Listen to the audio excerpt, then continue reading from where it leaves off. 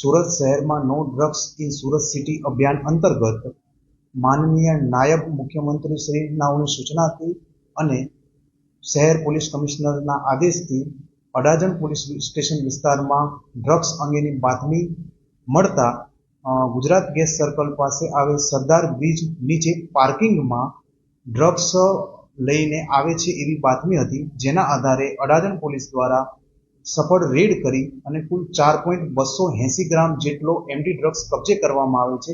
સાથે કુલ 1,26,000 જેટલો મુદ્દામાલ કબજે કરી અને આ સફળ કેસ કરવામાં આવ્યો છે, જેમાં રઝાક શેખ કરી અને આરોપીને પકડવામાં આવેલો છે. સાથે સાથે રિઝવાન નામનો આરોપી કે જ્યાંથી આ પકડાયેલ આરોપી જેની પાસેથી આ ડ્રગ્સ લાવે છે તેને વોન્ટેડ જાહેર કરવામાં આવેલ છે અને જેને પકડવાની તજવીજ હાલ ચાલુ છે. હાલમાં રજાકનો કોઈ ગુનાહિત ઇતિહાસ જાણવા મળેલ નથી, પરંતુ તપાસ હાલ ચાલુ છે.